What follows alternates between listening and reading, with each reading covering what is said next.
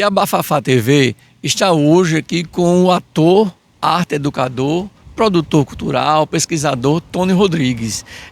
Para falar de cultura, nada melhor do que um ambiente como esse, um cenário maravilhoso como esse aqui, né? Da Igreja de São Francisco, que também abriga o Centro Cultural São Francisco. E a gente escolheu esse espaço justamente por isso, que vamos tratar de cultura, a pesquisa de Tony Rodrigues sobre teatro folia, né? A folia de reis, o que mais, Tony, que tem nesse teu trabalho? O Cavalo Marinho, teatro de bonecos, Nau Catarineta, a parte do teatro dramático de cultura popular, né? A parte que possui textos, né? A parte de cortejo, maracatus, aí já é a parte coreográfica. Eu estou tratando nesse texto a parte mais dramática, né? Dos enredos. Então, esse trabalho é fruto de uma pesquisa que você fez no curso de mestrado em artes na Universidade Federal do Rio Grande do Norte, mas você é licenciado aqui pela UFPB em artes cênicas. Isso, sou licenciado, sou bem lembrado. Sou licenciado pela UFPB, né, que tanto me orgulho assim, de ter passado pela UFPB, né. Foram momentos muito bons que eu tive na minha pesquisa, na minha carreira como ator, como arte educador. Tenho muitas boas lembranças das salas, né, de estudos lá, da Sala Preta, né, do Teatro Lampião, da Sala Lampião. Quer dizer, momentos muito bons que passei aqui em João Pessoa. Foi muito bem lembrado, né, que me deixou saudades agora. Certo, então vamos ver aqui o livro. Deixa eu dar uma olhadinha. Olha, Paulo, dá uma... Pega aqui esse... Pronto, então,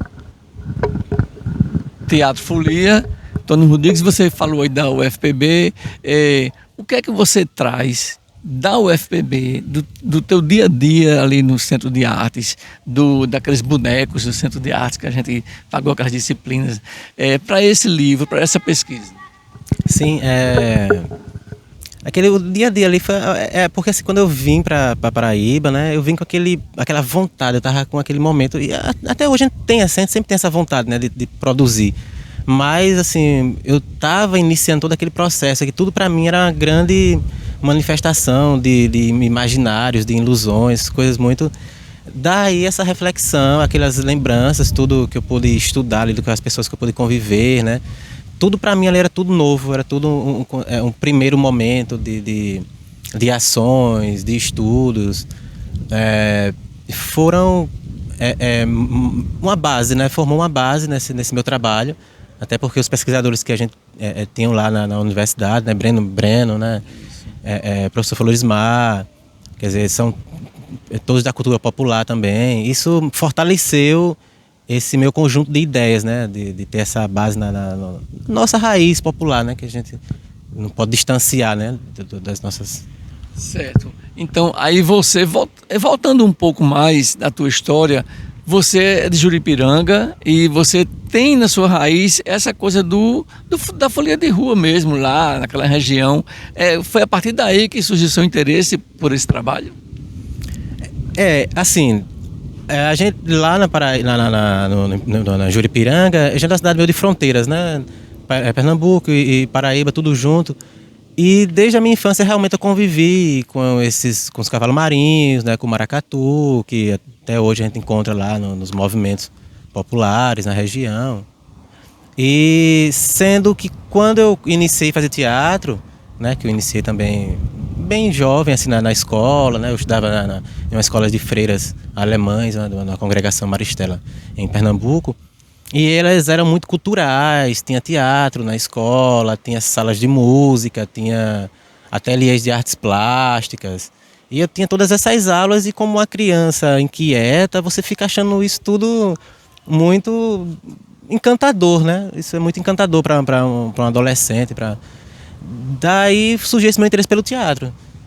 E pela cultura popular foi um pouquinho depois, assim, perceber que essa manifestação popular serviria para um teatro como ator, para me autoalimentar dessas raízes folclóricas. Um pouquinho depois, até com o Marcos Pinto, que você conheceu bem, um trabalho que eu fiz a partir dele, dos brincantes, tá? A partir daí eu comecei a me encantar e perceber que ali eu podia levar junto com esse meu trabalho de ator. Porque até antes eu solista, Stanislavski, Brecht, mas aí eu comecei a colocar eles também, né, assim, o Eugênio Barba, que também fazia esse trabalho cultural e popular nas regiões nórdicas deles lá. Mas é mais ou menos isso, assim esse momento.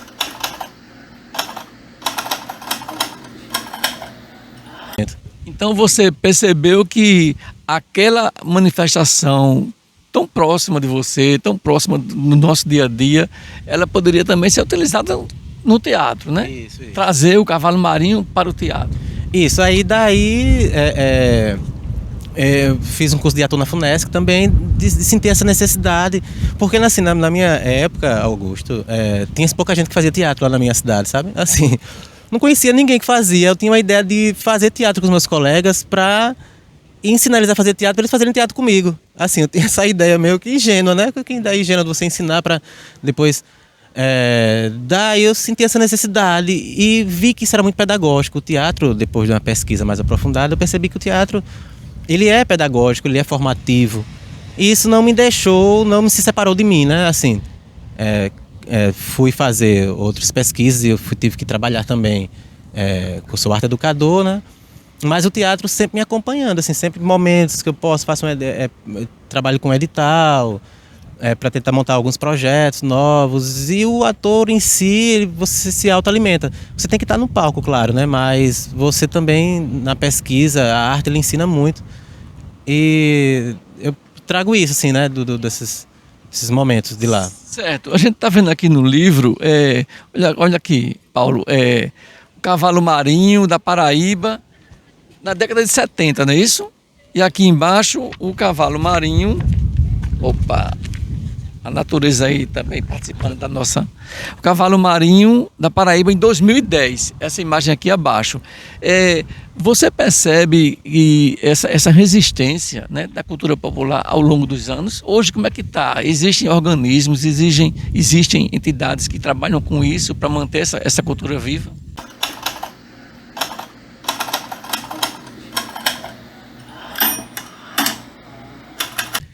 Tem, né? Tem. Depois dessa pesquisa do livro, e até porque a gente sempre vinha acompanhando, eu sempre achei muito legal os trabalhos dos rabequeiros, né? Dos cantadores. Lá na Juripiranga tem muito isso, né? Tem muitos rabequeiros, tinha muitos cantadores de viola, muitos cirandeiros. Hoje tem bem menos, né? Realmente o poder público deixa algo meio que negligenciado. A gente sabe que falta-se muito para uma cultura brasileira emergir da maneira que deveria ser, né? Você sente você fazer tanto sacrifício para poder acontecer uma arte tão genuína e tão, né, tão presente no dia a dia. Eu sinto falta, assim, de muito apoio ainda, que deveria se ter muito apoio. O pessoal faz tudo na resistência mesmo, assim, tira do seu dinheiro e ajeita um figurino, faz um adereço, compra seu próprio instrumento. Eu percebo isso, né? Nos brincantes, que eles falta muito apoio, até porque eles não têm nem sequer um palco direito para poder se apresentar nos eventos das cidades, né? Tem os grandes eventos que chamam as grandes bandas, que tem que se ter, né? Tem que se mostrar tudo, mas tem que ter os espaços também da cultura popular, né? A gente vê em outros países que... Certo. Essas leis de incentivo, por exemplo, a Lei Paulo Gustavo, que agora está sendo retomada, né, com a volta do governo, né, a mudança do governo aí, você acredita nisso como uma forma de incentivo à cultura? A Paulo Gustavo e a Aldir Blanc, né? A Aldir Blanc vai ficar durante mais 4 anos, né? E a Paulo Gustavo... assim, a gente meio que imagina um início. Eu imagino um início, se daí os parlamentares deixarem isso fixo, né? Assim, todos os anos, isso deveria ter, né? Uma verba direcionada para a cultura, para as cidades, bem fiscalizada, para que isso não fuja e que chegue às pessoas, porque você sabe que a gente faz teatro, a gente faz música, faz cinema, mas com o nosso dinheiro. Não é difícil, você tem que trabalhar em diversas outras ações para poder, só com um ator não vai dar a tua grana, aí o seu tempo fica super, né, você fica com pouco tempo para se produzir, mas tenta produzir de toda maneira. E se a arte brasileira fosse incentivada da maneira correta, você não estaria tão ocupado em outras funções e de fato ia produzir algo que ia ser de benefício para a própria comunidade, porque a cultura nos alimenta, né? A cultura, você percebe, a gente passou por um período tão complicado da pandemia, mas eu digo assim, a minha viola, assim, meu som estava em casa ligado direto, né? Acordava, ligava o som, já escutava tantos artistas. À noite, quando eu estava um pouco mais cansado de estar em casa, assistia um filme, né? E daí a arte ia consumindo o nosso tempo, né?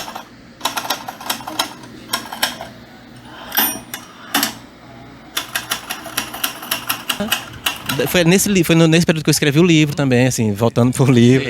Durante a pandemia. Foi durante a pandemia. Assim, durante a pandemia eu consegui escrever, porque a ideia já estava pronta desde o mestrado, né, ali, aí 2016, 2014. Na pandemia de 2019 foi que eu parei para fazer. Então, a pandemia, ela reforçou ainda mais a importância da arte na vida das pessoas, né? Isso, abriu esses olhos, né, porque, assim, reforça, mas os poderes e as pessoas que deveriam incentivar mesmo e perceber que é tão importante, tomara que a partir desses governos que entram, os próximos, as pessoas consigam perceber essa importância, né, da presença da arte no dia a dia das pessoas, né? Agora, voltando ao livro, esse livro é fruto da tua dissertação de mestrado, não é? Isso. Qual o período de pesquisa, especificamente do que é que ele trata e qual o período que tu pesquisou essa cultura popular?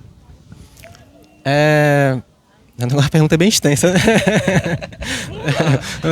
Pois é. Eu quero saber o seguinte, qual o período de pesquisa da sua dissertação, do livro? Foi dos anos 70 aos anos 2000, sim. Entendeu? O período que você determina essa pesquisa aqui, que você define Isso, foi justamente a partir daí, do Teatro de Cultura Popular do Recife, né, de Pernambuco.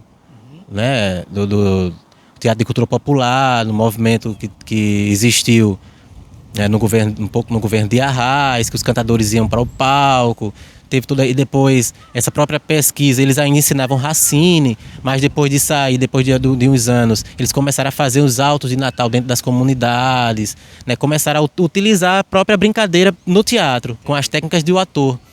A pesquisa começa disso, mas agora, a partir disso aí, né, desse movimento de Pernambuco, tal, e daí vai surgindo o Altimar Pimentel, né, Lourdes Ramalho, que eu cito também, e estou na pesquisa também.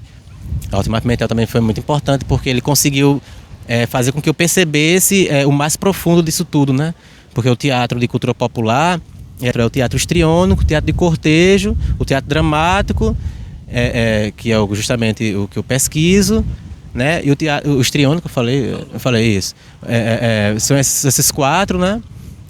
De cortejo, que são os maracatus, né? O histriônico, que são os teatros de bonecos que vêm lá do sertão, né? Que eles não têm fala, só têm ações, né? O teatro de cortejo, que são as procissões, os encontros, né? E o teatro dramático, que é o que tem texto, né? O Cavalo Marinho, que tem texto, teatro de boneco, Nau Catarinetas. Aí Altimar Pimentel, justamente na universidade, eu comecei a ler o Altimar Pimentel, e também a gente montou o Lampião Vai ao Inferno Buscar Maria Bonita de Altimar. E a partir daí eu comecei a estudar esses livros dele, caramba, e comecei a perceber que existia muita coisa para se fazer nesse movimento, sabe? De cultura popular. Certo. Então, e agora, para a gente encerrar, o Tony Rodrigues, ator, tem alguma possibilidade da gente ver o Tony em breve aí em cena? Como é que tá a tua carreira fora da sala de aula? Como é que tá seguindo isso? Pois é, nos palcos, até eu tinha pensado em trazer um personagem, né? Mas eu estou trabalhando ainda. Eu fiz, nos últimos projetos, fiz 2 filmes, assim, autorais, né? Fiz incentivos, um do governo de Pernambuco, do Fucultura, outro do FIC, foram 2 filmes também com a temática do movimento campesino, né, as lutas dos camponeses, tal, essa questão da reforma agrária, esse movimento, que eu acho bem interessante, porque naquela região lá de Sapé tem um histórico ali de João Pedro Teixeira, né, tem um movimento já bem, e começou daquela região, eu já aproveitei justamente o que já estava acontecendo. E teve esse movimento, teatro, o último projeto que eu fiz foi o Operetita da Sertânia, com David Neves, o músico, e um ator, Paulo Felipe, que a gente fazia cinema, música e teatro junto, também com incentivo do FIC. E estou pretendendo agora fazer esse projeto dos livros, assim, eu estou me dedicando mais a lançar esse material, porque eu estou com mais alguns livros para lançar de poesia, estou com um livro também de dramaturgia para lançar. E dia todo eu estou encaminhando, assim, algo de teatro, eu estou encaminhando um projeto, mas está bem ainda no embrião. Que é mais um pouco musical, assim, parte mais de umas canções que eu tinha, que eu vou tentar fazer esse momento e tentar fazer uma performance também, com algumas coisas dos brincantes também. Certo. Então você fica entre Rio Grande do Norte e Paraíba, sempre circulando nesse meio aqui, Pernambuco também. Pois é, aí eu moro lá no Rio Grande do Norte, né? Tenho minha estadia lá, minha família também é da Paraíba, sou pernambucano. Aí eu digo assim, eu digo que eu sou uma filipeia, eu sou uma filipeia pernambucana, porque eu sou, né, tenho essa minha criação da Paraíba, sou criado na Paraíba, tenho também, assim, também tive muitos momentos em Pernambuco também na minha juventude, né, na minha adolescência. E hoje no Rio Grande do Norte, já com a minha fase adulta, é muito bom assim você poder ter essa bagagem de estados assim. Câmara Cascudo lá, que é muito forte, a cultura popular do Rio Grande do Norte também é muito, muito presente. Mas aí é isso.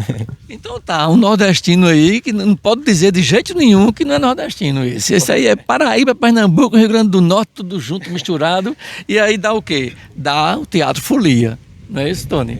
E é isso aí, muita arte, muita cultura e vamos em frente. Se liga aí com essa entrevista no Bate-Papo Bafafá, no canal Bafafá TV no YouTube. E aí, Tony? Beleza, é só acompanhar lá, do Augusto Magalhães.